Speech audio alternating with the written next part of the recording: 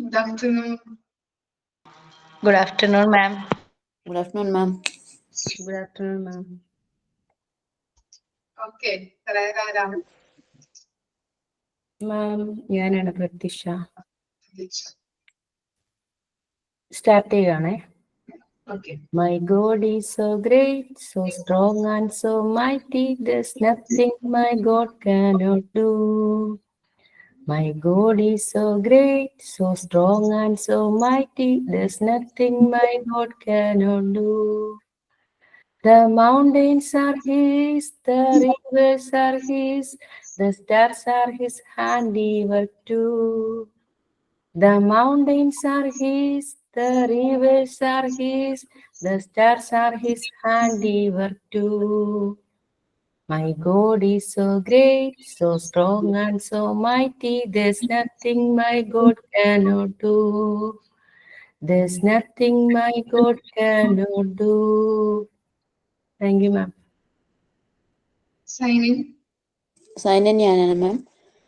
Hi friends, good morning, good afternoon ma'am. ഞാൻ sign in ചെയ്യുന്നത് ഒരു കുഞ്ഞു സ്റ്റോറി പറഞ്ഞുകൊണ്ടാണ്. ഒരു ചെറിയ ലേക്കിന്റെ അടുത്ത് ദിവസം ഒരു പീകോക്ക് വന്ന് വെള്ളം കുടിക്കാൻ വരും. അപ്പൊ ആ പീകോക്ക് അതിന്റെ ഭംഗി ആ ലേക്കിലെ വാട്ടറിൽ റിഫ്ലക്ട് ചെയ്യുമ്പോൾ ഇങ്ങനെ നോക്കി നിൽക്കാറുണ്ട്. വലിയ ഫെദറും അതിന്റെ കളേഴ്സും അതിന്റെ ഐസൊക്കെ അത് നോക്കി ഇങ്ങനെ നിൽക്കാറുണ്ട്. ഒരു ദിവസം ആ പീകോക്ക് വെള്ളം കുടിച്ചുകൊണ്ടിരിക്കുമ്പോൾ അതിന്റെ ലേക്കിന്റെ അടുത്ത് നിന്ന് വെള്ളം കുടിച്ചുകൊണ്ട് അതിന്റെ ഭംഗി ആസ്വദിച്ചുകൊണ്ടിരിക്കുമ്പോൾ അവിടെ ഒരു കൊറ്റി, മീൻസ് ക്രേ, അവിടെ വന്നു. ആ പീകോക്ക് ആ ക്രേയോട് ചോദിച്ചു, നീ എന്താ ഒരു കളറും ഇല്ല, കളർലെസ് ആയിരിക്കുന്നത്, കളർ ഇല്ലാതെ വൈറ്റ് കളറായിരിക്കുന്നത്, എന്നെ പോലെ എനിക്ക് ഒരു കളേഴ്സും ഇല്ല, ലോങ് ഫെദേഴ്സ് ഇല്ല, ഒന്നുമില്ല, you are not looking a beauty എന്ന് പറഞ്ഞു ആ പീകോക്ക്. അതിന് ആ ക്രേ കൊടുത്ത റിപ്ലൈ, എനിക്ക് കളർ ഇല്ല, ഞാൻ കളർലെസ് ആണ്, സമ്മതിച്ചു, പക്ഷെ എനിക്ക് ഈ ലേക്ക് കടന്ന് അങ്ങോട്ടേക്ക് പറന്നു പോകാൻ പറ്റും. എനിക്ക് ഇത്ര വലിയ ഫെദേഴ്സും ഇത്ര ഭംഗിയുള്ള ഫെദേഴ്സ് ഉണ്ടെന്ന് നീ പറയുന്നില്ലേ, എനിക്ക് ഇന്നെ കൊണ്ട് അങ്ങോട്ട് കടന്നു പോകാൻ പറ്റുമോ എന്ന് പീകോക്കിനോട് ക്രേ റിപ്ലൈ ചെയ്തു, ക്വസ്റ്റ്യൻ ചെയ്തു. അപ്പൊ ആ പീകോക്ക് അതിന് ആൻസർ ഇല്ലാണ്ട് മിണ്ടാണ്ട് നിന്നു. ഇതിന്റെ മോറൽ, എത്ര നമ്മുടെ കയ്യിൽ ഉണ്ടായിട്ടും കാര്യമില്ല, അത് യൂസ്ഫുൾ ആയിരിക്കണം നമുക്ക് നമ്മുടെ കയ്യിൽ ഉള്ളത് കൊണ്ട്. അതാണ് ഇതിന്റെ മോറൽ. Thank you ma'am. കോഡ്സ് ഞാനാണ് മിസ്. തിരമാലകളെ എനിക്കിഷ്ടമാണ്. അതിന്റെ ഉയർച്ചയോ താഴ്ചയോ കണ്ടിട്ടല്ല, മറിച്ച് ഓരോ താഴ്ചയിൽ നിന്നും അത് ഉയർന്നു വരാൻ ശ്രമിക്കുന്നു. APJ Abdul Kalam. Okay. Thank you മാം. നീ സെമിനാർ പൂർത്തിയാക്കാനുണ്ടായിരുന്നു അല്ലെ? 2-3 ടോപ്പിക് സെന്റൻസിലൂടെ പറഞ്ഞിട്ട് പോയിന്റ് ലാസ്റ്റ് ഗ്രൂപ്പിന്റെ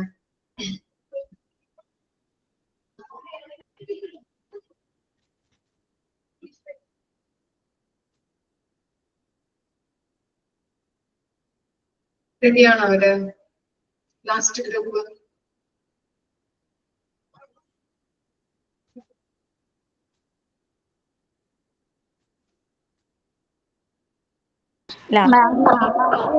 ഗ്രൂപ്പിലിപ്പോ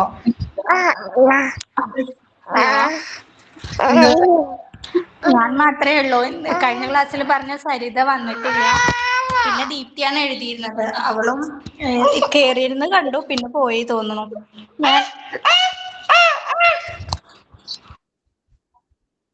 ലാസ്റ്റിലെ 2 പോയിന്റായിട്ടാണ് പറയാനുണ്ടായിരുന്നത്.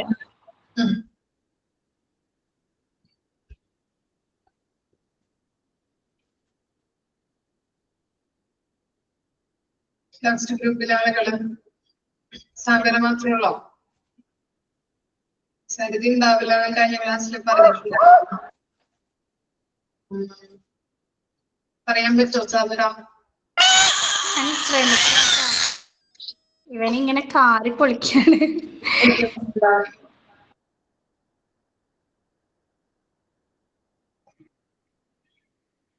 9ാമത്തെ 10ാമത്തെയാണ് പറയാത്തത് കേട്ടോ.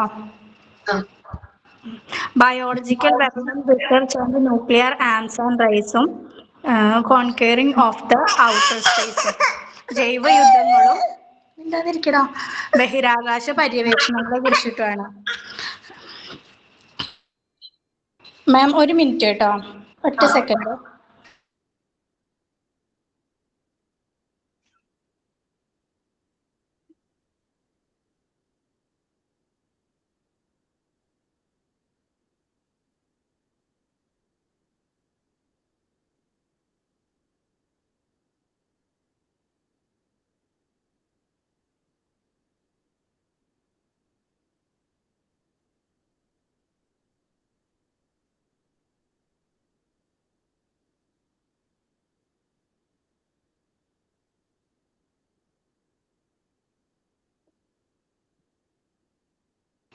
പറയാട്ടോ madam. Biological weapons and research and nuclear arms. എനിക്കറിയാവുന്ന രീതിയിലാണ് ഞാൻ കൺക്ലൂഡ് ചെയ്യുന്നത്. കാരണം ഞാൻ ഇതിന്റെ നോട്ട്സ് അത്രയും പ്രിപ്പയർ ചെയ്തിട്ടില്ല. ഓക്കെ. മനുഷ്യരെയോ മൃഗങ്ങളെയോ സസ്യങ്ങളെയോ കൊല്ലാനോ ഉപദ്രവിക്കാനോ നിർവീര്യമാക്കാനോ ഉദ്ദേശിച്ചുകൊണ്ട് ബാക്ടീരിയ, വൈറസുകൾ, പ്രാണികൾ, ഫംഗസുകൾ തുടങ്ങിയ ജൈവ വിഷവസ്തുക്കളെയോ പകർച്ചവ്യാധികളെയോ യുദ്ധത്തിന്റെ ഭാഗമായി ഉപയോഗിക്കുന്നതാണ് ബയോളജിക്കൽ വാർഫെയർ. ജൈവ ആയുധങ്ങൾ, പലപ്പോഴും ജൈവ ആയുധങ്ങൾ എന്ന് പറയുന്നത് ജൈവ ഭീഷണി ഏജന്റുകൾ അല്ലെങ്കിൽ ജൈവ ഏജന്റുകൾ എന്ന് പറയുന്നു. അതായത് അതിനൊരു ഉദാഹരണമായിട്ട് പറയാൻ പറ്റുമോ അറിയില്ല. ചൈനയിൽ നിന്നും പൊട്ടിപ്പുറപ്പെട്ട ഒരു കൊറോണ എന്ന് പറയുന്നത് അന്നൊക്കെ നമ്മൾ അറിഞ്ഞിരുന്നു അതൊരു ബയോളജിക്കൽ റിസർച്ചിൽ നിന്ന് പുറത്തേക്ക് പോയതാണ് എന്നുള്ളത്. അത് എല്ലാ കൺട്രികളിലും എല്ലാ ഭൂഖണ്ഡങ്ങളിലേക്കും അത് എത്തിയല്ലോ. അതുപോലെ ജീവജാലങ്ങളെ പകർത്തുന്ന ആന്റിനുകളോ അതായത് വൈറസുകൾ, ഇവയാണ് ഇത്തരത്തിലെ ജൈവയുദ്ധങ്ങൾക്കായി കൂടുതലായിട്ട് ഉപയോഗിക്കുന്നത്.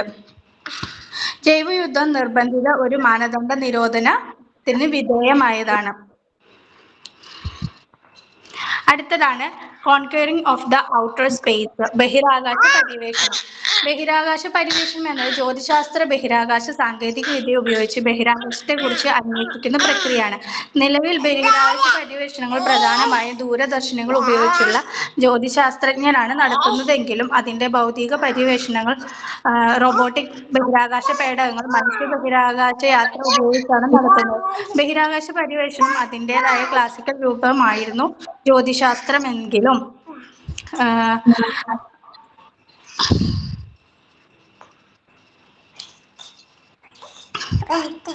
20ാം നൂറ്റാണ്ടിന്റെ മധ്യത്തിൽ താരതമ്യേന കാര്യക്ഷമമായ റോക്കറ്റുകളുടെ വികസനമാണ് ഭൗതിക ബഹിരാകാശ പര്യവേഷണം യാഥാർത്ഥ്യമാകാൻ കാരണം. ബഹിരാകാശ പര്യവേഷണത്തിനായി പൊതുവായ ന്യായീകരണങ്ങൾ ശാസ്ത്രീയ ഗവേഷണ പുരോഗതികൾ, ദേശീയ സദസ്സുകൾ, വ്യത്യസ്ത രാജ്യങ്ങൾ ഒന്നിപ്പിക്കൽ, മനുഷ്യരാശിയുടെ ഭാവി നിലനിൽപ്പ് ഉറപ്പിക്കൽ എന്നിവയെല്ലാം ഇതിന്റെ നേട്ടങ്ങളാണ്. എന്നിരുന്നാൽ കൂടിയും ഇത്തരത്തിലുണ്ടാവുന്ന ഈ ബഹിരാകാശ വിക്ഷേപണങ്ങൾക്ക് ഉപയോഗിക്കുന്നതിൽ നിന്നും ഈ വേസ്റ്റുകളും ഈ മാലിന്യങ്ങളൊക്കെ നമ്മുടെ ഭൂമിയിലേക്ക് തന്നെയാണ് തിരിച്ചു പതിക്കുന്നത്. ബഹിരാകാശ പര്യവേഷണത്തിന്റെ ആദ്യഘട്ടത്തിൽ നയിച്ചത് ശീതയുദ്ധകാലത്തും ബഹിരാകാശ പര്യവേഷണത്തിന്റെ തുടക്കത്തിൽ ഒരു പ്രേരകശക്തിയായി ആണവ ആയുധങ്ങളെ സൃഷ്ടിക്കുക എന്നിവയൊക്കെ ഇതിന്റെ ഒരു നെഗറ്റീവ് പാർട്സ് ആയിട്ട് പറയപ്പെടാം. Okay madam. ബാക്കിയുള്ള എല്ലാ വിഷയങ്ങളും കഴിഞ്ഞ ക്ലാസ്സിൽ പറഞ്ഞിരുന്നു. ക്വസ്റ്റ്യൻസ് ചോദിക്കാം. ലാസ്റ്റ് ഗ്രൂപ്പിൽ ആരൊക്കെ ഉള്ളത്? സാമ്പ്രനെ കൂടാതെ ആരെങ്കിലും ജോയിൻ ചെയ്തിട്ടുണ്ടോ? ഇതില് ദീപ്തി ഉണ്ടായിരുന്നു. പക്ഷെ ദീപ്തിയുടെ കുട്ടിക്ക് വയ്യാന്ന് പറഞ്ഞിട്ടാണ് ആ ടോപ്പിക് ദീപ്തി ഓൾറെഡി എഴുതിയതായിരുന്നു. പിന്നെ സരിത ചോദിച്ചപ്പോ കൊടുത്തത്. ബാക്കി ആരും ഒന്നും കേറിയിട്ടില്ല. പക്ഷെ സാരമില്ല. ഇന്നലെ കഴിഞ്ഞ ക്ലാസ്സിൽ കഴിഞ്ഞത് കുറച്ച് പേരെ ഉണ്ടായിരുന്നുള്ളൂ. ഞങ്ങൾ സെമിനാർ എടുക്കുന്ന പേരും പിന്നെ കുറച്ച് പേരെ ഉണ്ടായിരുന്നുള്ളൂ. 3ാം ഗ്രൂപ്പിൽ നിന്ന് കുറച്ച് പേരും ഉണ്ടായിരുന്നത്. എന്തെങ്കിലും ഡൗട്ട് ഉണ്ടെങ്കിൽ ചോദിക്കാം. പിന്നെ ആക്റ്റുകളെ കുറിച്ചിട്ട് പറയണമെങ്കിൽ പറയാം മാഡം. കുട്ടി കരയുന്നതിനിടയ്ക്ക് പാവം സാബിര, നമുക്ക് ഇത് കൺക്ലൂഡ് ചെയ്യാം. പാവം കുഴപ്പമില്ല. ക്വസ്റ്റ്യൻസ് വേണമെങ്കിൽ ഞാൻ ചോദിക്കാം. ചോദിക്കാൻ പറ്റുവാണെങ്കിൽ മാത്രം മതി. അല്ലെങ്കിൽ അതിന്റെ നിങ്ങൾ എഴുതിയത് വാട്സ്ആപ്പ് ഗ്രൂപ്പിൽ ഇട്ടാലും മതി. വായിച്ചാൽ മനസ്സിലാവുമല്ലോ മാം. അപ്പൊ നമ്മൾ അതിന് ഡൗട്ട് ക്ലാരിഫൈ ചെയ്യാം. ഞാൻ ഓൾറെഡി 2 ക്വസ്റ്റ്യൻ നോട്ട് ചെയ്ത് വെച്ചിരുന്നു. അത് വേണമെങ്കിൽ ഞാൻ ചോദിച്ചിട്ട് ഓക്കെ.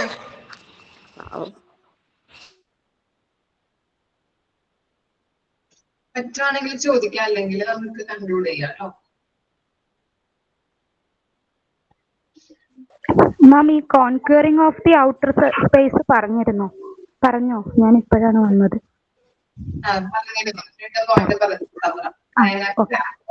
ഇല്ല, ഞാൻ ആ ഗ്രൂപ്പിലുള്ളതാണ്. ഞാൻ ഇപ്പോഴാണ്, ഇന്നലെ ഞങ്ങൾ കൺക്ലൂഡ് ചെയ്തിരുന്നു.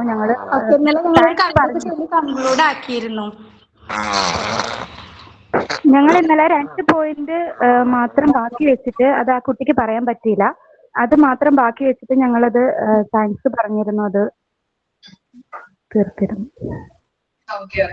പറഞ്ഞിരുന്നു 2 പോയിന്റ് പറഞ്ഞിരുന്നു. 9 പറഞ്ഞിരുന്നു. വേണമെങ്കിൽ ഒന്ന് കൺക്ലൂഡ് ചെയ്തോളൂ, അല്ലെങ്കിൽ ക്വസ്റ്റ്യൻസ് ചോദിക്കുക, എന്തെങ്കിലും ഒന്ന് ചോദിച്ചോളൂ. ഓക്കെ, ക്വസ്റ്റ്യൻ ചോദിക്കാട്ടോ മാഡം. ജലത്തിന്റെ ഗുണനിലവാരത്തെ കുറിച്ചിട്ടുള്ള ആശങ്കകൾ എന്തെല്ലാമാണ്? ഇവനില്ലേ ഇത് വേടച്ച് കാണിക്കണേ.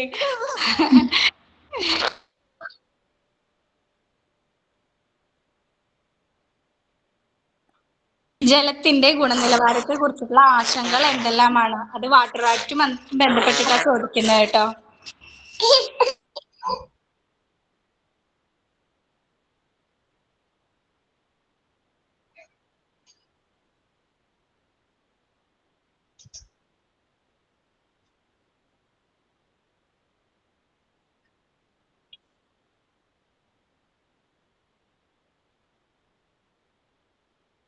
ആരെങ്കിലും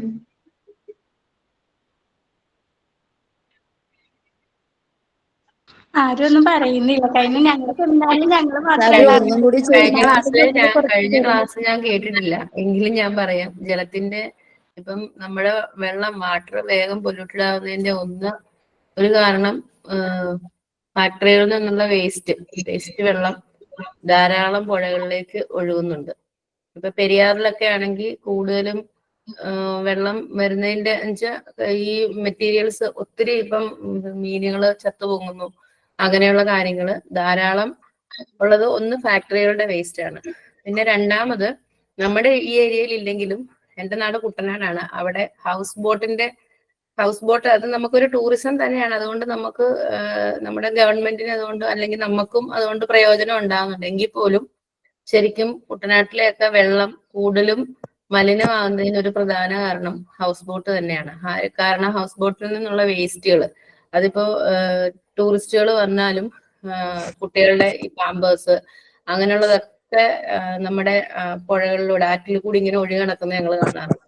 പിന്നെ രണ്ടാമത് പാടങ്ങളിൽ ഉപയോഗിക്കുന്ന കീടനാശിനികൾ, ഏറ്റവും കൂടുതൽ ക്യാൻസർ പേഷ്യൻസ് ഉള്ള നാടെന്ന് പറയുന്നത് കുട്ടനാടാണെന്നാണ് ഇപ്പം ഒരു വിലയിരുത്തൽ വന്നിരിക്കുന്നത്. കാരണം വേറൊന്നുമല്ല, ഈ പാടങ്ങളിൽ അടിക്കുന്ന, അതായത് നെൽകൃഷിക്ക് വേണ്ടിയിട്ട് ഇഷ്ടംപോലെ പെസ്റ്റിസൈഡ്സ്, ഇൻസെക്ടിസൈഡ്സ്, ഇതൊക്കെ നമ്മുടെ വിത്ത് വിതയ്ക്കുന്ന സമയം തുടങ്ങിയേ ഓരോരോ സാധനങ്ങൾ ഇങ്ങനെ അടിച്ചുകൊണ്ടിരിക്കുക. നെല്ലിന് വരാതിരിക്കാൻ വേണ്ടിയിട്ട് ചെയ്യുന്നതാണെങ്കിൽ പോലും, പക്ഷെ ആ വെള്ളമാണ് ശരിക്കും ഒരു കൃഷി കഴിയുമ്പം നമ്മുടെ ആ പുഴകളിലേക്ക് ആ വെള്ളം ഇവര് അടിച്ചു കളയും. എന്നിട്ടാണ് പുതിയ വെള്ളം കയറ്റുന്നത്. അപ്പൊ ആ ഉള്ള ശരിക്കും ആ സമയത്ത് ഒരു മെയ് മാസം ഒക്കെ ആകുമ്പോഴാണ് ശരിക്കും ഞങ്ങളുടെ ആ ഭാഗത്തെ കൃഷി കംപ്ലീറ്റ് ആയി വെള്ളം ഇതാക്കുന്നത്. ആ സമയത്ത് വെള്ളത്തിന്റെ നിറം എന്ന് പറഞ്ഞാൽ കറുത്ത കളറാണ്.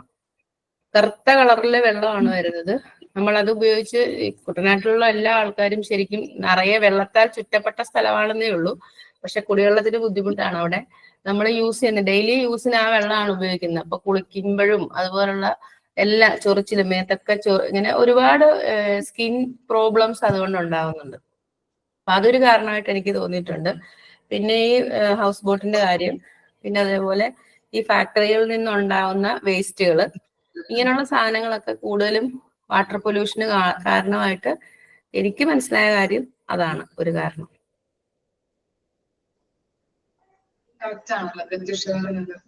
വാട്ടർ പൊല്യൂഷന്റെ കാര്യങ്ങൾ. ഓക്കെ, അതേപോലെ തന്നെയാണ് പണ്ട് നമ്മുടെ എൻഡോസൾഫാൻ ഒരുപാട് ദുരന്തം വിതച്ചിട്ടുണ്ട്. അതിന്റെ പരിണിത ഫലം ഇപ്പോഴും അനുഭവിക്കുന്ന തലമുറയും ഉണ്ട്. അത് ഓർമ്മപ്പെടുത്തുന്ന അടുത്തൊരു ക്വസ്റ്റ്യൻ ചോദിക്കട്ടെ മാഡം? ഓക്കെ, അടുത്ത ക്വസ്റ്റ്യൻ കേൾക്കാവോ? 1981 വായു മലിനീകരണ പ്രതിരോധവും നിയന്ത്രണവും എന്ന നിയമത്തെ കുറിച്ച് നമ്മൾ പഠിച്ചു. ഇതിലെ നിയമത്തിന്റെ പ്രധാന സവിശേഷതകൾ എന്തൊക്കെയാണ്?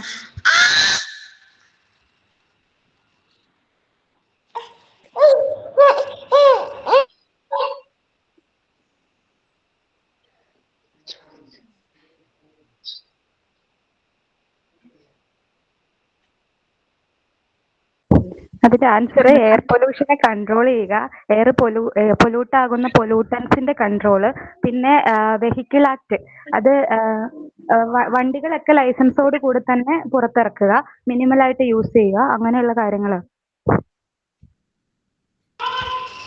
ഓക്കെ.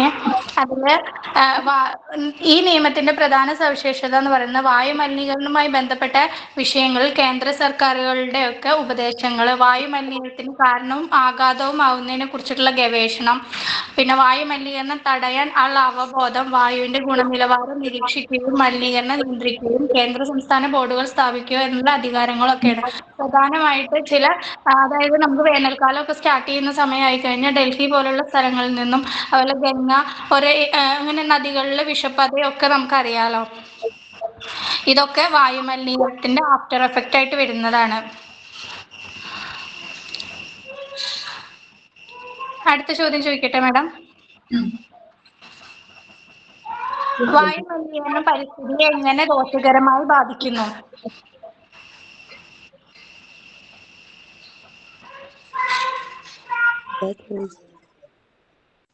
അത് മെയിൻ ആയിട്ട് ഗ്ലോബലി നോക്കുകയാണെങ്കിൽ എയർ പൊല്യൂഷൻ കാരണമാണ് ഗ്രീൻ ഹൗസ് എഫക്റ്റ് വരുന്നത്. ഇതേ എയർ പൊല്യൂഷൻ, അതായത് പ്ലാസ്റ്റിക് കത്തിക്കുമ്പോൾ ഉണ്ടാകുന്ന ക്ലോറോ ഫ്ലൂറോ കാർബണിന്റെ അളവ് കാരണമാണ് നമ്മുടെ ഓസോണിൽ വിള്ളൽ വരുന്നത്. അത് കാരണം തന്നെ നമ്മുടെ ഹ്യൂമൻ ബോഡി അൾട്രാവയലറ്റ് റേസ് ഒക്കെ കടന്നുകൂടി നമുക്ക് ക്യാൻസർ അങ്ങനെയുള്ള രോഗങ്ങൾ, സ്കിൻ ഡിസീസുകളൊക്കെ വരാൻ ചാൻസ് ഉണ്ട്. അതാണ്. അടുത്തൊരു question. The motor vehicle act 1988 ഉള്ള നിയമത്തെ കുറിച്ച് കഴിഞ്ഞ സെമിനാറിൽ നമ്മൾ വിശദമായിട്ട് പറഞ്ഞിരുന്നു. ഓരോ ആക്ടുകളും അതിലെ നിയമങ്ങളൊക്കെ പറഞ്ഞിരുന്നു. ഇപ്പൊ പുതിയതായി വന്നിട്ടുള്ള ഭേദഗതികൾ എന്തൊക്കെയാണ്? നിലവില് ഗണേഷ് കുമാർ MLA മന്ത്രിയായിരിക്കുമ്പോഴുള്ള ഭേദഗതികൾ.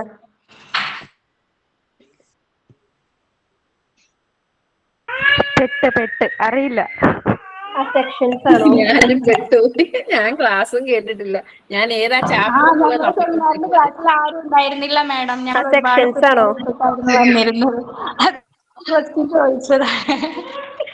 ഓക്കെ. പുതിയ ഭേദഗതികൾ നമുക്ക് ഏറ്റവും ഫസ്റ്റ് അറിഞ്ഞിരിക്കേണ്ടത്, നമ്മൾ AI ക്യാമറകൾ വഴിയാണ് നമ്മളെയൊക്കെ വാച്ച് ചെയ്തുകൊണ്ടിരിക്കുന്നത്. ഹെൽമെറ്റ് ധരിച്ചില്ലെങ്കിൽ, അതുപോലെ സീറ്റ് ബെൽറ്റ് ഇട്ടില്ലെങ്കിൽ ഒക്കെ. ലൈസൻസ് ഇല്ലാതെ വാഹനം ഓടിച്ചാൽ 5000 രൂപ പിഴയും മറ്റു നടപടികളും.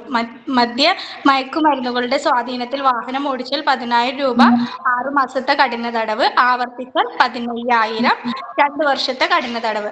സീറ്റ് ബെൽറ്റ് ഇട്ടില്ലെങ്കിൽ 1000, ഫോണിൽ സംസാരിച്ചാൽ 5000, ഹെൽമെറ്റ് ഇല്ലാതെ ഡ്രൈവ് ചെയ്താൽ 500. ഇങ്ങനെയാണ് ഇതിലെ പുതിയ ഭേദഗതികൾ വന്നത്. പിന്നെ ലൈസൻസ് കാര്യങ്ങൾക്കൊക്കെ പുതിയ ഭേദഗതികൾ വന്ന് നമുക്കറിയാലോ. ഓക്കെ മാം, ഇത്രയും ക്വസ്റ്റ്യൻസ് അല്ലേ? ലാസ്റ്റ് ഗ്രൂപ്പിന്റെ സെമിനാർ. ഓക്കെ. ഗ്രൂപ്പിന്റെയാണ് കുറച്ചൊരു ബുദ്ധിമുട്ട് വന്നതല്ലേ സെമിനാർ? തേർഡ് ഗ്രൂപ്പിൽ ആരും ഉണ്ടായിരുന്നില്ല. ലാസ്റ്റ് കൺക്ലൂഡ് ചെയ്യാനും പറയാനും 2 പേര് മാത്രം ചെയ്തതായിരുന്നു. നമ്മുടെ ഗ്രൂപ്പിൽ ഒത്തിരി പേര് ജോയിൻ ചെയ്യാൻ വേണ്ടി വല്ലാതെ തിടുക്കം കൂട്ടി വന്നു. പക്ഷെ പലരും ഈ സെമിനാറിൽ സമയമായപ്പോൾ ചെയ്യാൻ പറ്റാതെ, അത് അവർക്ക് റീസൺ ഉണ്ടാവും, ചെയ്യാൻ പറ്റാതെ അവര് പോവുകയാണ് ഉണ്ടായത്. അതുകൊണ്ട് തന്നെ നമ്മളിവിടെ മലയാളം കൺക്ലൂഷൻ ഒക്കെ നമ്മൾ പെട്ടെന്ന് തന്നെ അതിന്റെ ഇടയ്ക്ക് കയറ്റി പറഞ്ഞിരിക്കുകയാണ് ചെയ്യുന്നത്. അത് നമുക്കും ബുദ്ധിമുട്ടുണ്ടായിട്ടുണ്ട്. അപ്പോൾ ഗ്രൂപ്പ് എന്ന് കേട്ടപ്പോൾ തന്നെ എല്ലാവരും വന്നു, ജോയിൻ ചെയ്തു. പക്ഷെ സമയമായപ്പം ആർക്കും അതിന്റെ ഒരു ഇതില്ലായിരുന്നു. അത് പിന്നെ അവർക്ക് എന്തെങ്കിലും ബുദ്ധിമുട്ടായിരിക്കും. അവരുടെ ബുദ്ധിമുട്ടുകൾ പറഞ്ഞിരുന്നു. അതുകൊണ്ട് ഇതിൽ കുറച്ച് എന്തൊക്കെയോ നമ്മൾ പ്രതീക്ഷിച്ചു, നമ്മളിത് നല്ല രീതിയിൽ ചെയ്യണം അങ്ങനെയൊക്കെ വിചാരിച്ചു. അത് 2 പേരും 3 പേര് വിചാരിച്ചാൽ നടക്കുന്ന കാര്യമല്ലല്ലോ. പക്ഷെ ആവണതും ബെറ്ററായി ചെയ്തെന്നൊരു ഫീലിംഗ്. ആദ്യത്തെ സെമിനാർ ഇങ്ങനെ ഗ്രൂപ്പായിട്ട് ഫോം ചെയ്തിട്ട് സെപ്പറേറ്റ് അല്ലാണ്ട് ഗ്രൂപ്പായി ഫോം ചെയ്ത്. അപ്പോ ലാസ്റ്റ് ഗ്രൂപ്പിലെ സെമിനാർ റിപ്പോർട്ടും വാട്സപ്പ് ഗ്രൂപ്പിൽ ഷെയർ ചെയ്യാം കേട്ടോ. എന്തെങ്കിലും ഡൗട്ട് ഉണ്ടെങ്കിൽ അവർക്കത് നോക്കി എഴുതിയെടുക്കാം, അതുപോലെ പഠിക്കുകയൊക്കെ ചെയ്യാലോ. ഓക്കെ. അതുപോലെ ഇങ്ങനെയുള്ള ആക്ടിന്റെ ഇയേഴ്സ് ഒക്കെ കൃത്യമായിട്ട് പഠിച്ചു വെക്കാം കേട്ടോ. ഓക്കെ, അതൊക്കെ ഇമ്പോർട്ടന്റ് ആണ്. ഇത് കറക്റ്റ് ആയിട്ട് ഈ പാഠഭാഗങ്ങൾ നിങ്ങൾ തന്നെയാണ് എടുത്തിരിക്കുന്നത്. അപ്പൊ നിങ്ങൾ തന്നെ കറക്റ്റ് ആയിട്ട് നോക്കാം. അതുപോലെ ഇന്ന് മോക്ക് ടെസ്റ്റ് തന്നെ അയക്കാം കേട്ടോ.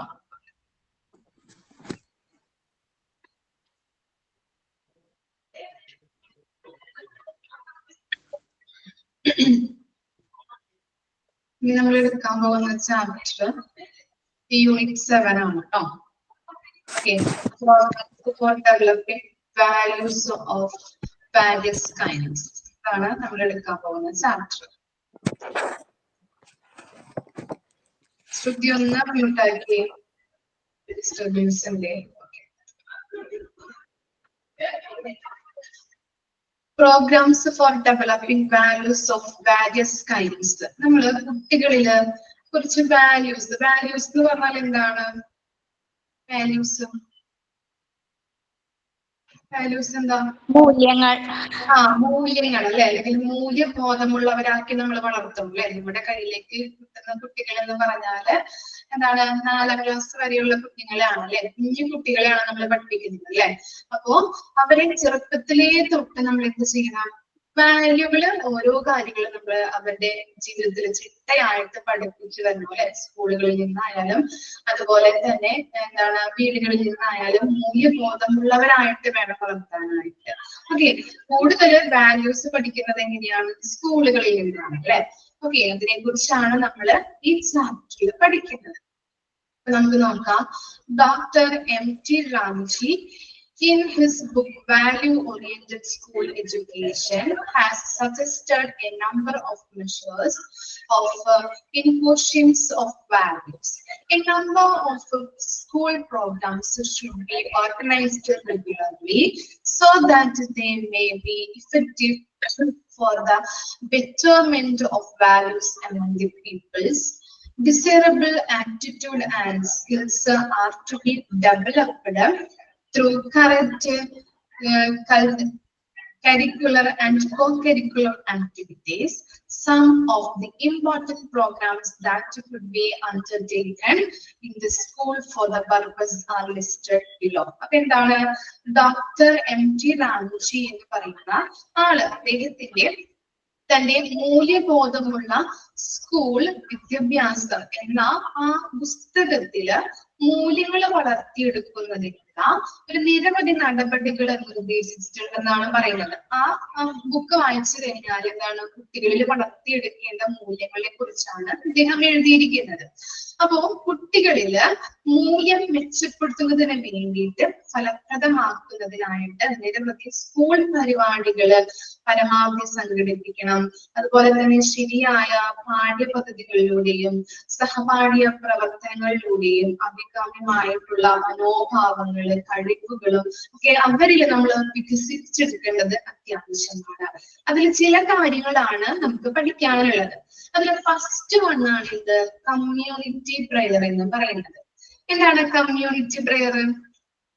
എന്താണ്? നമ്മൾ സ്കൂളുകളിലൊക്കെ പ്രെയർ സോങ് അല്ലെ, പ്രെയറുകൾ കണ്ടിട്ട് ചെയ്യാറുണ്ട് അല്ലെ. ഇപ്പോ ഒരു ദിവസം ഒരു എന്താണ്, ഇപ്പോ ഫസ്റ്റ് സ്റ്റാൻഡേർഡ് ആണെങ്കിൽ 2ാമത്തെ ദിവസം എന്താണ്? സെക്കൻഡ് സ്റ്റാൻഡേർഡ് ആയിരിക്കും അല്ലെ.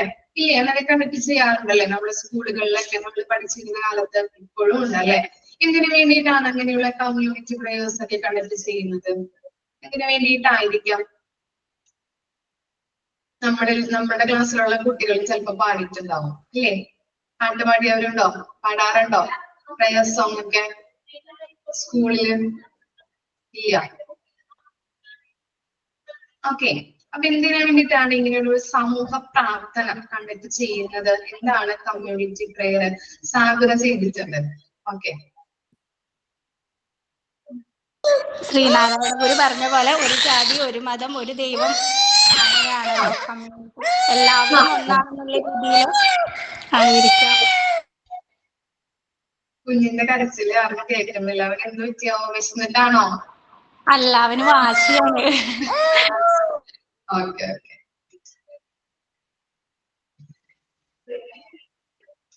അപ്പൊ നമുക്ക് നോക്കാം കമ്മ്യൂണിറ്റി പ്രെയർ എന്താണ്. Community prayers may be organized with care, enthusiasm, and passionate zeal. Inspiring prayer song may be recited in choirs. A universal prayer for good peace may be recited. Community prayers and a passage selected from ancient religious book may be sung by the common group. ഇവിടെ പറയുന്നത് നമ്മള് ഇങ്ങനെയുള്ള സമൂഹ പ്രാർത്ഥനകള് സ്കൂളുകളിൽ കണ്ടിട്ട് ചെയ്യാറുണ്ട്. എങ്ങനെയാണ് community പ്രയറുകള് ശ്രദ്ധയോടെ സംഘടിപ്പിക്കാവുന്നതാണ് അല്ലെ. ശ്രദ്ധയോട് കൂടിയിട്ട് വേണം, കെയറോട് കൂടിയിട്ട് വേണം നമ്മള് സ്കൂളുകളിലൊക്കെ ഓർഗനൈസ് ചെയ്യാൻ വേണ്ടിയിട്ട്. അതുപോലെ തന്നെ എന്തൂസിയാസം, ഉത്സാഹത്തോടും തീഷ്ണതയോടും നിറഞ്ഞ ഒരു നല്ല രീതിയിൽ വേണം നമ്മൾ കണ്ടിട്ട് ചെയ്യാൻ അല്ലെ.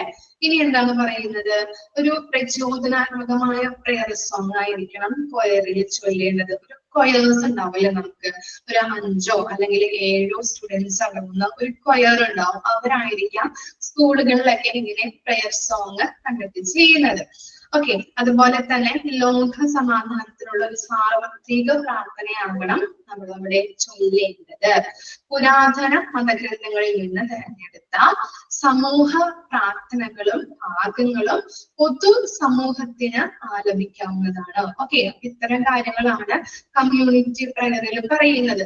നമുക്കറിയാം എന്താണ് പുരാതനമായിട്ടുള്ള കാലങ്ങളിൽ അല്ലെങ്കിൽ റിലീജിയസ് ബുക്കിൽ നിന്നൊക്കെയാണ് നമ്മൾ ആ സോങ്ങുകൾ എടുത്ത് നമ്മൾ പാടാറല്ലേ. ഓക്കെ, എന്തിനു വേണ്ടിയിട്ടാണ് ഇങ്ങനെ റിലീജിയസ് ആയിട്ടുള്ള സോങ്ങുകൾ പാടുന്നത്? ഒരു യൂണിറ്റി, എല്ലാവരും ഒന്നാണ് അല്ലെ. സാഗര പറഞ്ഞ പോലെ തന്നെ ഒരു യൂണിറ്റിനെയാണ് നമ്മൾ അവിടെ ഉദ്ദേശിക്കുന്നത് അല്ലെ. ഇപ്പൊ ഹിന്ദുവോ മുസൽമാനോ അല്ലെങ്കിൽ എന്താണ് ക്രിസ്ത്യൻസോ എന്നല്ല, വേർതിരിച്ച് കാണാതെ എല്ലാവരും ഒന്നാണ്, ഒരു യൂണിറ്റിയാണ് ഈ കമ്മ്യൂണിറ്റി പ്രയർ സോങ്ങിലൂടെ ഉദ്ദേശിക്കുന്നത്. ഓക്കെ, ഇനി എന്താണ് രണ്ടാമത് പറയുന്നത്? Health and cleanliness programmes. The need for protection of environmental hygiene may be stressed. Pupil may conversant with the principle of healthy and hygienic living.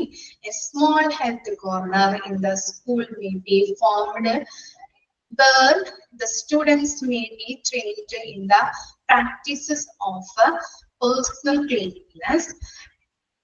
Children may be encouraged by cleaning their rooms. അതുപോലെ എന്തൊക്കെയാണ് furnitures and bathrooms themselves. A first aid box may be kept in a convenient place and a health chart may be displayed. The need for eating nutritious and cleaning food and for increasing healthy food habits may be well explained. ഇവിടെ ഉദ്ദേശിക്കുന്നത് രണ്ടാമതായിട്ട് അവരുടെ വളർത്തേണ്ട മൂല്യബോധത്തിൽ പറയുന്നത് എന്താണ്? ആരോഗ്യ ശുചിത്വ പരിപാടികൾ അല്ലെ. ഓക്കെ, അപ്പോൾ എന്താണ് പരിസ്ഥിതി ശുചിത്വം സംരക്ഷിക്കേണ്ടതിന്റെ ഒരു ആവശ്യകതയാണ് നമ്മളിവിടെ ഊന്നി പറയുന്നത് അല്ലെ. എൻവയോൺമെന്റൽ ഹൈജീൻ എപ്പോഴും നമ്മൾ അത് നല്ല രീതിയിൽ പാലിക്കണം അല്ലെ. പ്രൊട്ടക്ഷൻ അല്ലെ, നല്ല രീതിയിലുള്ള ഒരു പരിസ്ഥിതി ശുചിത്വം പാലിക്കേണ്ടത് അത്യാവശ്യമാണ് അല്ലെ. പ്യൂപ്പിൾസ് കൺവേഴ്സന്റ് എന്ന് പറഞ്ഞു കഴിഞ്ഞിട്ടുണ്ടെങ്കിൽ എന്താണ്? അറിയാവുന്ന. ഓക്കെ, അപ്പൊ അവർക്കൊക്കെ അറിയാം, കുട്ടികൾക്ക് അറിയാൻ പറ്റും അല്ലെ. ആരോഗ്യവും അതുപോലെ ശുദ്ധകരമായിട്ടുള്ള എല്ലാ കാര്യങ്ങളെ കുറിച്ച് അവർക്ക് അറിവുണ്ടാവും, പക്ഷെ അവർ ചിലപ്പോ പാലിക്കുന്നുണ്ടാവില്ല അല്ലെ. ഓക്കെ, അപ്പോ വ്യക്തിപരമായിട്ടുള്ള ശുചിത്വം പാലിക്കുന്നതിൽ വിദ്യാർത്ഥികൾക്ക് നമ്മൾ എപ്പോഴും പരിശീലനം കൊടുത്തുകൊണ്ടിരിക്കണം. എങ്ങനെയൊക്കെയാണ്? ഒരു ചെറിയ സ്കൂളിൽ ഒരു ചെറിയ ഒരു ആരോഗ്യ കോർണർ സ്ഥാപിക്കുക. അതുപോലെ തന്നെ എന്താണ് കുട്ടികളെ അവരുടെ മുറികള്, ഫർണിച്ചേഴ്സ് എങ്ങനെയാണ് കറക്റ്റ് ആയിട്ട് ഇടേണ്ടത്, മുറികൾ എങ്ങനെ വൃത്തിയാക്കിയിടണം, അതുപോലെ കുളിമുറികൾ എങ്ങനെ വൃത്തിയോടെ സൂക്ഷിക്കണം എന്നൊക്കെ അവർക്ക് നമ്മൾ എന്ത് ചെയ്യണം? പറഞ്ഞു കൊടുക്കണം. അവരെ അങ്ങനെ ചെയ്യാൻ വേണ്ടിയിട്ട് പ്രോത്സാഹിപ്പിക്കുകയും വേണം. അതുപോലെ എന്താണ് സ്വകാര്യപ്രദമായിട്ടുള്ള സ്ഥലത്ത് ഒരു ഒരു സൗകര്യപ്രദമായിട്ടുള്ള ഒരു സ്ഥലത്ത് ഒരു പ്രാഥമിക ശുശ്രൂഷ പെട്ടികൾ സൂക്ഷിക്കുകയും അതുപോലെ തന്നെ ആരോഗ്യ ചാർട്ടുകൾ. ഓക്കെ, അപ്പൊ അങ്ങനെയുള്ള കാര്യങ്ങൾ പ്രദർശിപ്പിക്കുകയും വേണം. ഇപ്പൊ ഫസ്റ്റ് എയ്ഡ് ബോക്സ് ഒക്കെ നമ്മൾ അതിനകത്ത് എന്തൊക്കെ കാര്യങ്ങളായിരിക്കാം ഉണ്ടാകുന്നത്? എന്തൊക്കെയാണ് ഫസ്റ്റ് എയ്ഡ് ബോക്സിൽ നമ്മൾ ഉണ്ടാക്കുക? അതിൽ ഉൾക്കൊള്ളുന്നത് എന്തൊക്കെയായിരിക്കാം ഇൻക്ലൂഡ് ചെയ്ത കാര്യങ്ങള് ഫസ്റ്റ് എയ്ഡ് ബോക്സിൽ നിങ്ങൾക്ക് പറയാൻ പറ്റുമല്ലോ? സൗകര്യപ്രദമായിട്ടുള്ള സ്ഥലത്ത് വേണം ഫസ്റ്റ് എയ്ഡ് ബോക്സുകൾ സ്ഥാപിക്കാനായിട്ട്. ഓക്കെ, എന്തൊക്കെ ഉണ്ടാവും ഫസ്റ്റ് എയ്ഡ് ബോക്സിൽ? മെയിനായിട്ട് നമ്മുടെ എന്തെങ്കിലും മുറിവൊക്കെ ഉണ്ടായാൽ അതിന് വേണ്ടിയിട്ട് ഉള്ള മുറിവൊക്കെ മെഡിസിൻസ് ഉണ്ടാവും. കോട്ടൺ ഉണ്ടാവണം. പിന്നെ ഏറ്റവും കൂടുതൽ ചെറിയ കുട്ടികളുള്ള സ്കൂളുകളിലാണെങ്കിൽ ഫീവർ നോക്കാനുള്ള നമ്മുടെ മീറ്റർ, തെർമോമീറ്റർ, പിന്നെ ഡെറ്റോള്, അല്ലെ,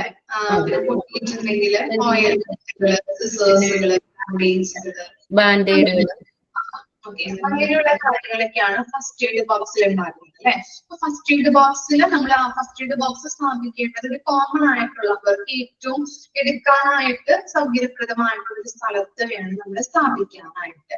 അതുപോലെ തന്നെ ഹെൽത്ത് ചാർട്ടുകൾ, ആരോഗ്യപരമായിട്ടുള്ള ചാർട്ടുകൾ ഉണ്ടാവുമല്ലോ. എന്തൊക്കെയാണ് ശുചിത്വം പാലിക്കേണ്ടത്, എങ്ങനെയാണ്, അല്ലെങ്കിൽ എന്തൊക്കെ അവിടെ പറഞ്ഞിട്ടുണ്ട്, ന്യൂട്രീഷ്യസ് ആയിട്ടുള്ള ഫുഡുകൾ അല്ലെ. ഫുഡിനെ കുറിച്ചൊക്കെ നമ്മൾ കഴിഞ്ഞ ഫസ്റ്റ് യൂണിറ്റിലൊക്കെ പഠിച്ചിട്ടുണ്ട്, ഫസ്റ്റ് പാർട്ടില്. ഓക്കെ, എന്താണ് ഫുഡ് ആൻഡ് ന്യൂട്രീഷൻ ഇല്ലേ. അതുപോലെ തന്നെ പോഷകാഹാരവുമായിട്ട് ബന്ധപ്പെട്ട കാര്യങ്ങളൊക്കെ നമ്മൾ അവിടെ പഠിച്ചതാണ്. നമ്മുടെ ആരോഗ്യത്തിന് എന്തൊക്കെ വേണം, എന്തൊക്കെ ന്യൂട്രീഷ്യസ് ആയിട്ടുള്ള ഫുഡാണ് അത്യാവശ്യമായിട്ട് വേണ്ടത്, ഓർക്കുന്നുണ്ടോ നിങ്ങള്? എന്തൊക്കെയാണ് വേണ്ടത് ആരോഗ്യപരമായിട്ടുള്ള കാര്യങ്ങളിൽ? എന്തൊക്കെ ഫുഡുകളാണ് നമ്മൾ ഉൾപ്പെടുത്തേണ്ടത്? പ്രത്യേകിച്ചും ഹെൽത്തി ഫുഡുകൾ, അതായത് ജങ്ക് ഫുഡിനേക്കാളും കൂടുതൽ ഹെൽത്തി ഫുഡുകൾ കുട്ടികൾ കഴിക്കണം. വെജിറ്റബിൾസ്, സെറിൽസ്, പിന്നെ അതേപോലെ pulses, fruits, meet products, milk and milk products, അങ്ങനെയുള്ള ഇതൊക്കെ ആയിരിക്കണം കൂടുതലായിട്ടും കുട്ടികള് കഴിക്കേണ്ടത്. അപ്പൊ അവരെ ബോധ്യവാന്മാരാക്കാം. അങ്ങനെയുള്ള ചാർട്ടുകളൊക്കെ സ്കൂളുകളിലൊക്കെ ഡിസ്പ്ലേ ചെയ്ത് നമ്മൾ കാണാറുണ്ട് അല്ലെ. അങ്ങനെയുള്ള ചാർട്ടൊക്കെ ഡിസ്പ്ലേ ചെയ്തിരിക്കുന്നത്. ഓക്കെ, അപ്പൊ അവരെ പറഞ്ഞ് ബോധ്യവാന്മാരാക്കാം. അങ്ങനെയുള്ള കാര്യങ്ങള് നല്ല ഹെൽത്തി ഫുഡ് കഴിച്ചാലേ നമുക്ക് എന്താണ് ഹെൽത്ത് ഉണ്ടാവുള്ളൂ. അല്ലെങ്കിൽ ഇപ്പോഴത്തെ പനിയൊക്കെ വന്നിട്ടുണ്ടെങ്കിൽ കാണില്ലേ, മോൾക്ക് പനിയാണ്, അപ്പോ ആൾക്ക് ഇപ്പൊ എണീക്കാനൊന്നും പറ്റുന്നില്ല, ഭയങ്കര തളർച്ച. പനി മാറി, പക്ഷെ ഭയങ്കര തളർച്ച മാറുന്നില്ല അങ്ങോട്ട്. ഒന്നും കഴിക്കുന്നില്ല, കരിക്കും വെള്ളം മാത്രമാണ് ആള് കുടിക്കുന്നത്, മരുന്നും കരിക്കും വെള്ളം അങ്ങനെ. അപ്പോ ഒട്ടും ഭയങ്കര, നമുക്കറിയാം ഇപ്പൊ ഹെൽത്ത് നമ്മൾ സൂക്ഷിക്കേണ്ടത് അത്യാവശ്യമാണ്. അതുപോലെ തന്നെ നമുക്ക് ഇമ്മ്യൂണിറ്റി കൂടാൻ വേണ്ടിയിട്ട് എന്തൊക്കെ കാര്യങ്ങളാണ് ചെയ്യേണ്ടത്, എന്തൊക്കെ ഫുഡുകളാണ് കഴിക്കേണ്ടത്, അങ്ങനെയുള്ള കാര്യങ്ങളൊക്കെ അവരെ പറഞ്ഞ് ബോധ്യപ്പെടുത്തും.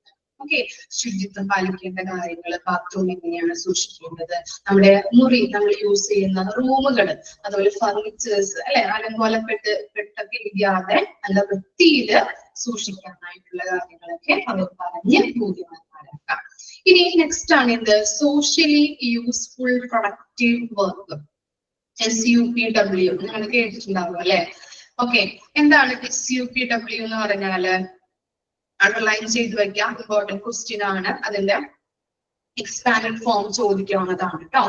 SUPW is a integral part of the new school curriculum. Active involvement of people is inculcate the values such as dignity of labor, cooperation and mutual help. അപ്പോൾ ഇങ്ങനെയുള്ള ഈ SUPW വർക്കുകൾ അല്ലെ, എന്തൊക്കെ പെടുന്നുണ്ട് SUPW? എക്സാമ്പിൾ പറയാൻ പറ്റുമോ? എന്തൊക്കെയാണ് നമ്മളെ കൊണ്ട് അവിടെ ചെയ്യിക്കാറ് സ്കൂളുകളിലൊക്കെ? എക്സാമ്പിളുകള്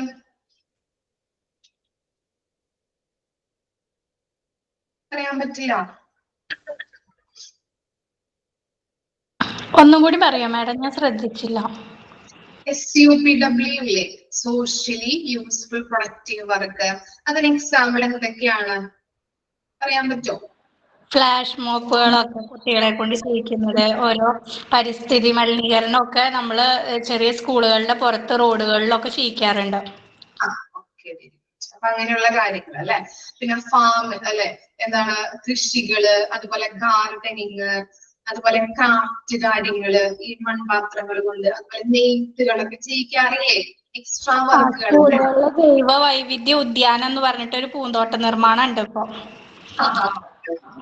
അങ്ങനെയുള്ള കാര്യങ്ങൾ അല്ലെ. പുതിയ സ്കൂൾ പാഠ്യപദ്ധതിയിലൊക്കെ ഒരു എന്താണ് ഏറ്റവും ഇമ്പോർട്ടന്റ് ആയ പാർട്ടാണ് ഇത് SUPW എന്നുള്ളത്. അപ്പോൾ SUPW എക്സ്പാൻഡ് ഫോം ചോദിക്കാം, ഇമ്പോർട്ടന്റ് ആണ്, അണ്ടർലൈൻ ചെയ്ത് വെച്ച് പഠിക്കണം. ഇനി പറയുന്നത് എന്താണ്, ഇതിന് വേണ്ടിയിട്ടാണ് ഇങ്ങനെയുള്ള ഒരു വർക്കുകളും കാര്യങ്ങളൊക്കെ കുട്ടികളെ കൊണ്ട് ചെയ്യിപ്പിക്കുന്നത്. അവർക്കൊരു ഡിഗ്നിറ്റി ഓഫ് ലേബർ, അതുപോലെ കോർപ്പറേഷൻ ഉണ്ടാവും, അതുപോലെ മറ്റുള്ളവരെ ഹെൽപ്പ് ചെയ്യാനുള്ള ഒരു ഹെൽപ്പിംഗ് കപ്പാസിറ്റി, അല്ലെങ്കിൽ മറ്റുള്ളവരെ ഹെൽപ്പ് ചെയ്യാനായിട്ടുള്ള ഒരു ടെൻഡൻസി കൂടും അല്ലെ. അപ്പൊ അങ്ങനെ ഉണ്ടാകുന്നതിന് വേണ്ടിയിട്ടാണ് ഇങ്ങനെയുള്ള പല പല വർക്കുകൾ കുട്ടികളെ സ്കൂളുകളിൽ ചെയ്യിപ്പിക്കുന്നത്. അതുപോലെ തന്നെ എന്താണ് നെക്സ്റ്റ്,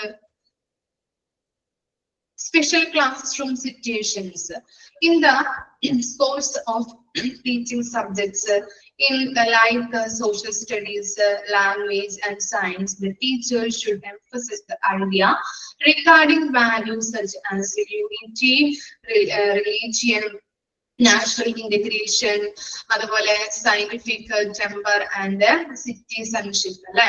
ഇങ്ങനെ നമുക്ക് എന്താണ് ഇങ്ങനെയുള്ള ഈ നാഷണൽ ഇന്റഗ്രേഷൻ, എന്താണ് സിഗ്നിഫിക്കന്റ് ടെമ്പർ, സിറ്റിസൺഷിപ്പിനെ കുറിച്ചൊക്കെ ഒരു മൂല്യബോധം വളർത്തിയെടുക്കുന്നതിന് വേണ്ടിയിട്ട് ചില ക്ലാസ്സുകളിലാണ് അല്ലെ നമുക്ക് അതിനെക്കുറിച്ച് നമുക്ക് പറഞ്ഞു തരുന്നത്. ഇപ്പൊ സാമൂഹ്യ ശാസ്ത്രം, അതുപോലെ ലാംഗ്വേജ്, അതുപോലെ സോഷ്യല്, സയൻസ് അങ്ങനെയുള്ള ക്ലാസ്സുകളിലൊക്കെയാണ് നമ്മൾ പഠിക്കുന്നത്. അതുപോലെ ഇപ്പൊ മാത്സ് പഠിക്കുമ്പോൾ എന്താണ് ഇങ്ങനെയുള്ള കാര്യങ്ങൾ നമുക്ക് പഠിക്കാൻ പറ്റുമോ? ഇല്ല, അവര് കണക്കും കാര്യങ്ങളൊക്കെയാണ് അല്ലെ.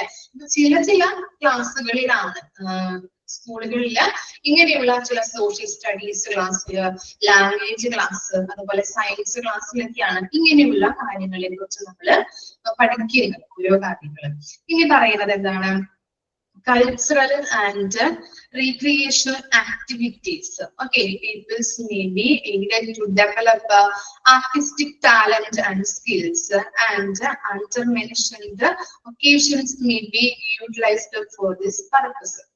Okay, ഇവിടെ പറയുന്നത് എന്താണ്, കുട്ടികളിലല്ലേ എന്താണ് കൾച്ചറൽ ആക്ടിവിറ്റീസ് ഒക്കെ അവരെ കൊണ്ട് നമ്മൾ ചെയ്യിപ്പിക്കാറുണ്ട് അല്ലെ. കലാപരമായിട്ടുള്ള സ്കില്ലുകൾ ഉണ്ടാകുന്നതിന് വേണ്ടിയിട്ട് അവരിൽ ഉടലെടുക്കുന്നത് അവര് ചിലപ്പോൾ ഉണ്ടാവാം. അത് ഒന്നും കൂടി ഇംപ്രൂവ് ചെയ്യുന്നതിന് വേണ്ടിയിട്ടാണ് ഇങ്ങനെയുള്ള നമ്മള് കുറെ കാര്യങ്ങൾ, ടാലൻസ്, ആർട്ടിസ്റ്റിക് ടാലന്റ്, കലാപരമായിട്ടുള്ള കാര്യങ്ങളും സ്കില്ലുകളൊക്കെ വളർത്തിയെടുക്കുന്നതിന് വേണ്ടിയിട്ട് ഓരോ കാര്യങ്ങളും നമ്മൾ ചെയ്യാറുണ്ട്. ഓക്കെ, താഴെ പറയുന്ന അവസരങ്ങളാണ് ഇതിൽ പ്രയോജനപ്പെടുത്തുന്നത്. ഒന്ന് വായിച്ചു നോക്കിയാൽ പോയിന്റ്, അഞ്ചാമത്തെ പോയിന്റ്, അവരില് അങ്ങനെയുള്ള ആ ടാലന്റും സ്കില്ലൊക്കെ വളർത്തിയെടുക്കാനായിട്ട് നമ്മൾ എന്തൊക്കെയാണ് സ്കൂളുകളിൽ ചെയ്യുന്നത്. ആ പോയിന്റ്സ് ഒന്ന് വായിച്ചു നോക്കി. 4 പോയിന്റ്സ് ആണ് കൊടുത്തിരിക്കുന്നത്, ഓരോരുത്തർക്കും പറയാം, സിമ്പിൾ ആണ്. വായിച്ചു നോക്കാം കേട്ടോ. അഞ്ചാമത്തെ പോയിന്റ്,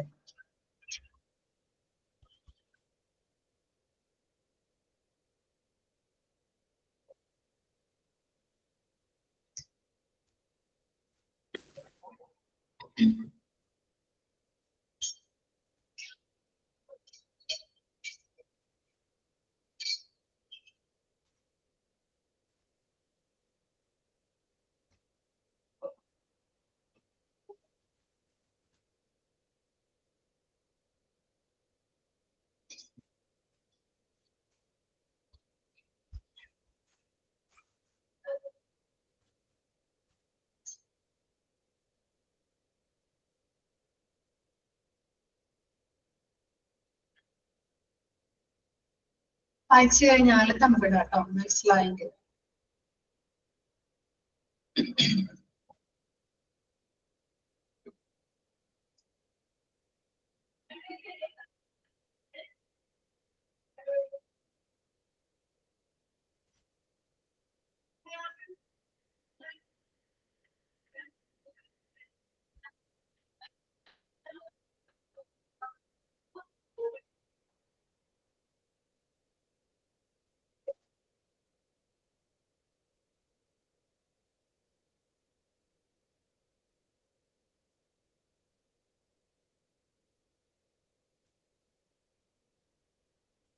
ഓക്കെ, ആർക്ക് പറയാൻ പറ്റും?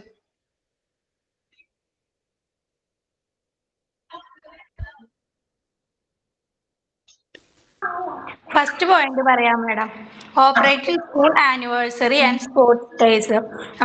നമ്മള് സ്കൂൾ പഠിക്കുമ്പോൾ കലോത്സവം ഉണ്ടാവാറുണ്ട്. അതേപോലെ ലാസ്റ്റ് എൻഡ് എത്തുമ്പോ ഒരു വാർഷിക യൂത്ത് ഫെസ്റ്റിവൽ ഉണ്ടാവാറുണ്ട്. അതിനൊക്കെ വേണ്ടി ഇങ്ങനെ കാത്തിരിക്കും. അതേപോലെ സ്പോർട്സ് ഡേ, കായിക മത്സരം.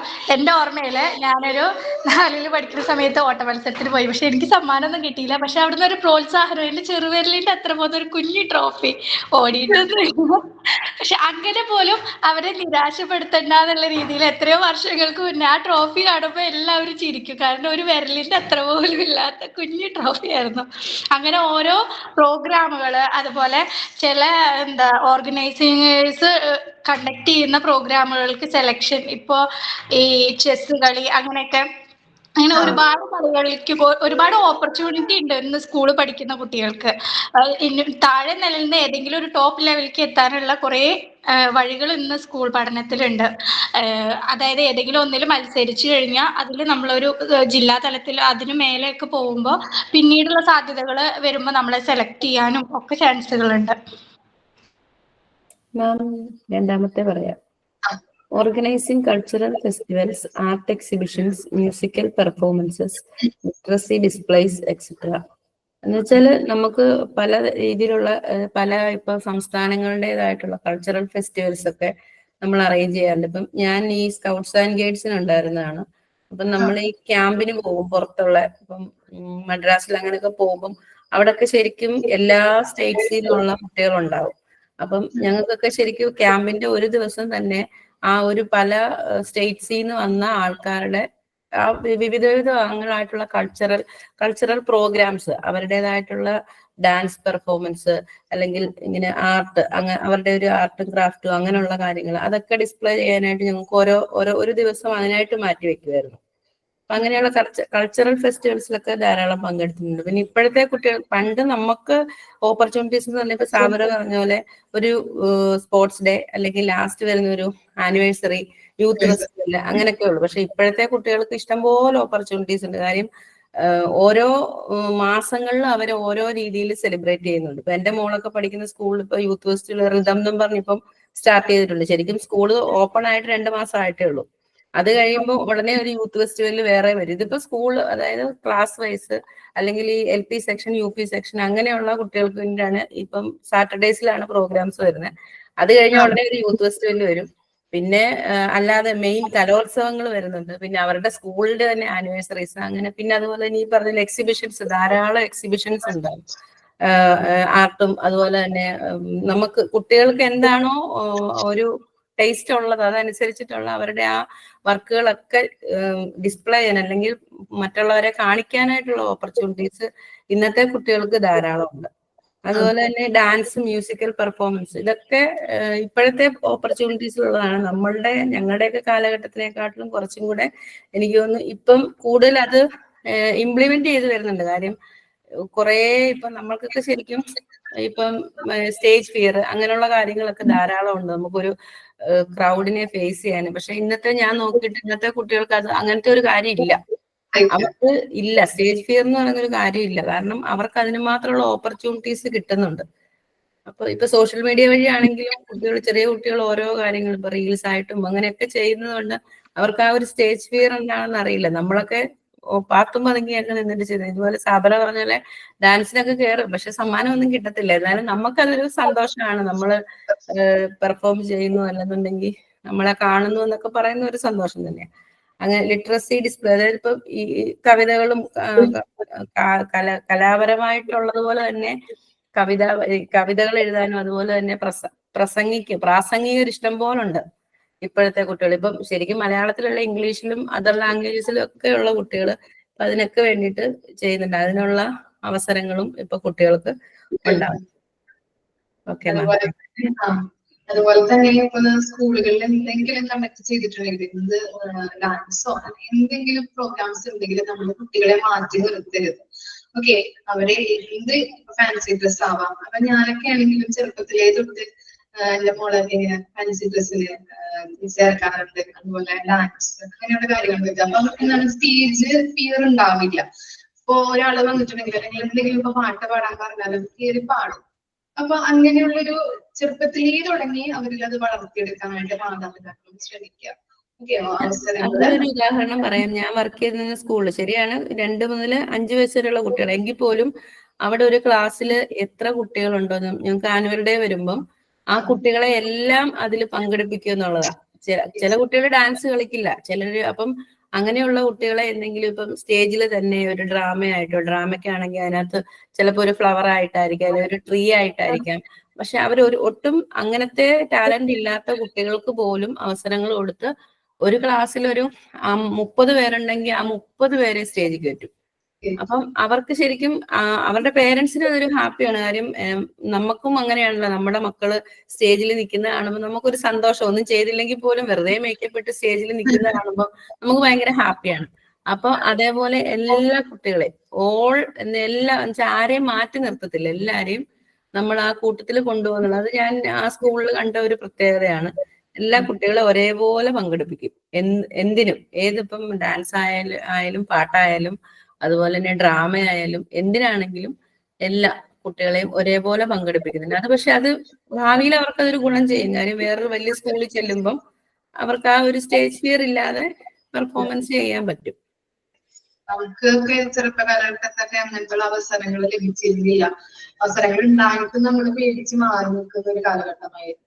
അപ്പോ ഈ കാലഘട്ടം നമ്മുടെ മക്കൾ വരുമ്പോ അവരെ നല്ല രീതിയിൽ എന്താണ് നല്ലൊരു ഇതില് വളർത്തിയെടുക്കാനായിട്ട് നമ്മൾ ശ്രമിക്കാം. അതുപോലെ തന്നെ ഇങ്ങനെയുള്ള ഓപ്പർച്യൂണിറ്റീസ്, അവസരങ്ങൾ ലഭിക്കുമ്പോൾ അവരെ മാറ്റി നിർത്താതെ ഓരോന്നിലും പങ്കെടുപ്പിച്ച് അപ്പൊ അവർക്ക് പേടിയുണ്ടാവില്ല. അവർക്ക് എന്തെങ്കിലും പറഞ്ഞിട്ടുണ്ടെങ്കിൽ ചെയ്യാനായിട്ട് കുട്ടികൾ തയ്യാറാവും. അങ്ങനെയാണ്. ഓക്കെ, ഡാൻസ് ആയിക്കോട്ടെ. അപ്പൊ അവരുടെ എന്താണോ ടാലന്റ് എന്നുള്ളത് കണ്ടെത്തി നിങ്ങളത് വളർത്തിയെടുക്കാനായിട്ട് ശ്രമിക്കണം. ഓക്കെ, ടീച്ചേഴ്സ് ആവാൻ പോകുന്നവരല്ല. അപ്പൊ അങ്ങനെ നമ്മൾ ഓരോ കുട്ടികളും വ്യത്യസ്തരായിരിക്കും അല്ലെ. ഓരോ കുട്ടികളിൽ കാണുന്ന കഴിവുകൾ, ഇന്റലിജൻസ് എന്താണോ അല്ലെങ്കിൽ ടാലൻസ് എന്താണോ അത് മനസ്സിലാക്കി അത് അവരെ വളർത്തിയെടുക്കാനായിട്ട് നമ്മൾ ഓരോരുത്തരും ശ്രമിക്കണം.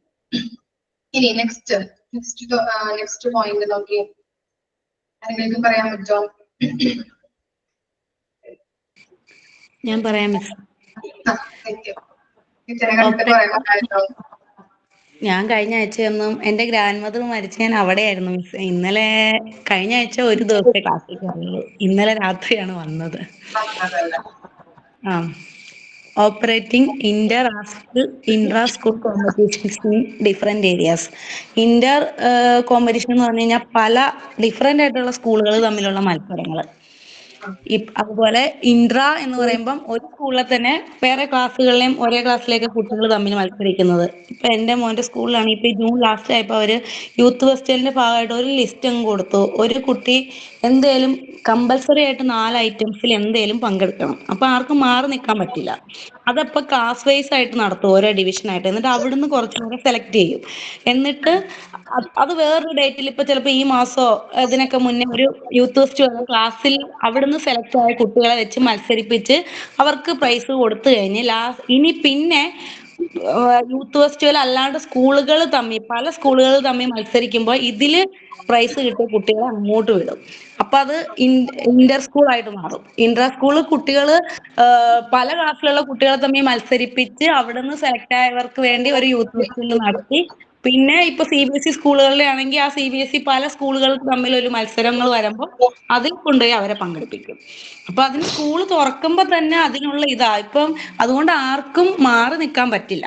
എന്തായാലും കമ്പൽസറി ആയിട്ട് കുട്ടികൾ പങ്കെടുക്കണം എന്ന് പറയുമ്പോൾ കുട്ടികൾ തന്നെ ഇങ്ങനെ വിചാരിക്കും, അയ്യോ ഞാൻ എന്തേലും ഒരെണ്ണത്തിൽ പോലും താല്പര്യമില്ലാത്തവരാണെങ്കിൽ കൂടി ഒരെണ്ണത്തിലെങ്കിലും പങ്കെടുക്കാം എന്നുള്ളൊരു ഇത് വരും. പിന്നെ കുറച്ചു മുമ്പ് പ്രത്യക്ഷ പറഞ്ഞ പോലെ തന്നെ ഇപ്പം UP സ്കൂളിൽ എനിക്കറിയില്ല, എന്റെ മോനിപ്പോ LP 3-ലെത്തി. അപ്പം ഇപ്പൊ LKG-ലൊക്കെ ആണെങ്കിൽ ഒരു F വരെ ഡിവിഷൻ ഉണ്ടെങ്കിൽ കൂടി എല്ലാ കുട്ടികളെയും മത്സരത്തിന് കയറ്റും അവര്. അതുപോലെ ഡാൻസിനാണെങ്കിൽ എല്ലാവരും സ്റ്റേജ് പെർഫോമൻസിന് കയറ്റും. അപ്പൊ പിള്ളേർക്ക് ആ ഒരു സ്റ്റേജ് ഫിയർ മാറും. LP വിഭാഗത്തിലും അതുപോലെ തന്നെ ഒരു ക്ലാസ്സിലും ഒരു ഡിവിഷനിൽ 35 കുട്ടികളുണ്ടെങ്കിൽ ആ 35 കുട്ടികളെ അവർ സ്റ്റേജിൽ കയറ്റും. കുട്ടികൾക്ക് ഇപ്പൊ അങ്ങനെയുള്ള, പണ്ടൊക്കെ എന്ന് പറഞ്ഞാൽ ഇഷ്ടമുള്ള ഒരു ഡാൻസിന് പോകുന്നു, ഇഷ്ടമുള്ള ഒരു പാട്ട് പാടുന്നു, ബാക്കിയുള്ളവർ പേടി കാരണം ഇരിക്കുന്നു. പക്ഷെ ഇപ്പം ഒത്തിരി മാറി. കുട്ടികളെ കുട്ടികൾ മത്സരിക്കുന്നത് എല്ലാവർക്കും പ്രോത്സാഹന സമ്മാനങ്ങളും കൊടുക്കുന്നു. പിന്നെ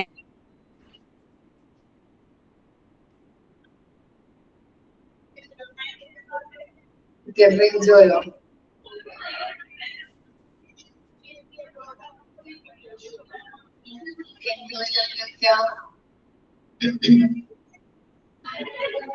റേഞ്ച് പോയോ?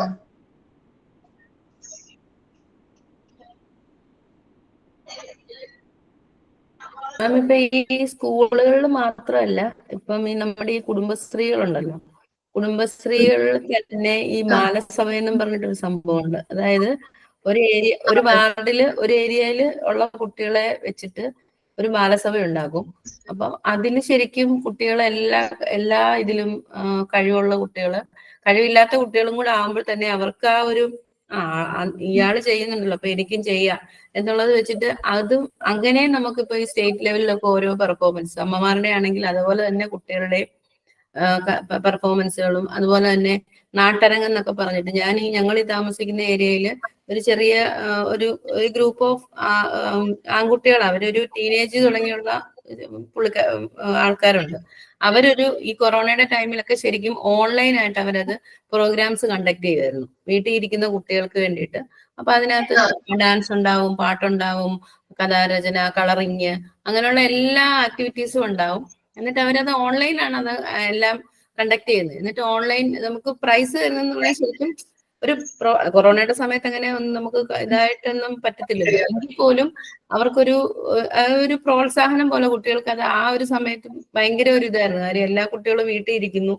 ഇപ്പോഴും അങ്ങനത്തെ കാര്യങ്ങൾ, ഗ്രാമോത്സവം അങ്ങനെയൊക്കെ പറഞ്ഞ് കുറെ നടക്കുന്നുണ്ട്. അതൊക്കെ ശരിക്കും കുട്ടികൾക്ക് ഒരു എൻകറേജ്മെന്റ് തന്നെയാണ്. നമ്മുടെയൊക്കെ കാലഘട്ടത്തിൽ ശരിക്കും കാലഘട്ടത്തിൽ നമ്മളങ്ങ് പൂർവികരൊന്നും അല്ല എങ്കിൽ പോലും ഞാനൊരു 85 ആണ്, 1985 ആണ്.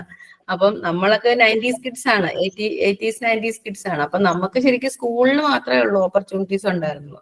ഇന്നത്തെ കുട്ടികൾക്ക് അങ്ങനെ വെച്ച് നോക്കുമ്പോൾ കുറെ ഓപ്പർച്യൂണിറ്റീസ് ഉണ്ട്.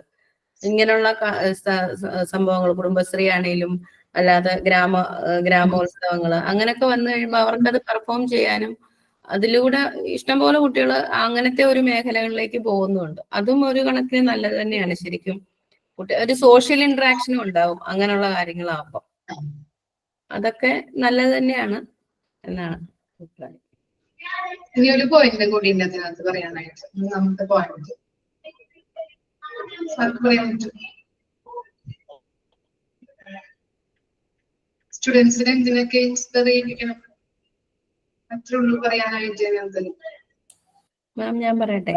Inspired students to participate in hobbies, games, sports, dramas, folk dance, recitations, all mirroring ideas like the unity of our heritage, religious toleration, etc.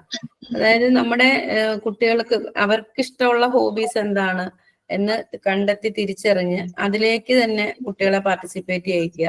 അതുപോലെ തന്നെ ഗെയിംസ്, ചില കുട്ടികൾക്ക് ഇപ്പൊ ക്രിക്കറ്റ് കളിക്കാനല്ലെന്നുണ്ടെങ്കിൽ ഈ പറഞ്ഞ പോലെ സ്ഥാപനം എന്ന് പറഞ്ഞാൽ ചെസ്, അങ്ങനെയുള്ള കാര്യങ്ങള്, അങ്ങനെയുള്ളതിനോട് ഇൻട്രസ്റ്റ് ഉള്ള കുട്ടികളെ അതിലേക്ക് തിരിച്ചു വിടുക. അതുപോലെ തന്നെ ഡ്രാമാസ്, ഫോക്ക് ഡാൻസ് എന്ന് പറഞ്ഞാൽ നമ്മുടെ ഈ നാടോടി നൃത്തം അങ്ങനത്തെ ഒക്കെ അല്ലേ. അതുപോലെ തന്നെ പാട്ട് പാടാനും അതുപോലെ തന്നെ കവിതകൾ എഴുതാനും ഒക്കെ കഴിവുള്ള കുട്ടികളെ ഈ അങ്ങനെയുള്ള ഐഡിയാസ് ഒക്കെ ഉള്ള ഒരു അങ്ങനെയുള്ള കുട്ടികളെ അതിലേക്ക് തിരിച്ചു വിടാനും, നമ്മുടെ സംസ്കാരം, നമ്മുടെ ഒരു സംസ്കാരത്തിന്റെ ഒരു കൂട്ടായ്മ അല്ലെങ്കിൽ ഒത്തൊരുമ, അതുപോലെ തന്നെ മതപരമായിട്ടും അങ്ങനെയുള്ള കാര്യങ്ങൾക്കൊക്കെ എല്ലാ കാര്യങ്ങളിലും അവരെ ബോധവൽക്കരിക്കുക എന്നുള്ള ഉദ്ദേശം കൊണ്ടും കൂടെയാണ് ഈ കൾച്ചറൽ ആൻഡ് റിക്രിയേഷണൽ ആക്ടിവിറ്റീസ് സ്കൂളുകളിൽ കണ്ടക്ട് ചെയ്തത്. ഇത്ര വരെ നമുക്ക് എടുത്ത് നിർത്താം, സ്റ്റോപ്പ് ചെയ്യാം, ടൈം ആയിട്ടുണ്ട്. നെക്സ്റ്റ് ക്ലാസ്സിൽ ബാക്കി സ്റ്റാർട്ട് ആയി. ഓക്കെ, ഇത്ര ക്ലിയർ അല്ല എല്ലാവർക്കും? സിമ്പിൾ ആണല്ലോ, വായിച്ചാൽ മനസ്സിലാവുന്ന കാര്യങ്ങളൊക്കെ. സൈൻ ഔട്ട് ആരാ പറയുന്നത്? സൈൻ ഔട്ട് ആരുമില്ലേ പറയാൻ? ആരെങ്കിലും ഒരാള്?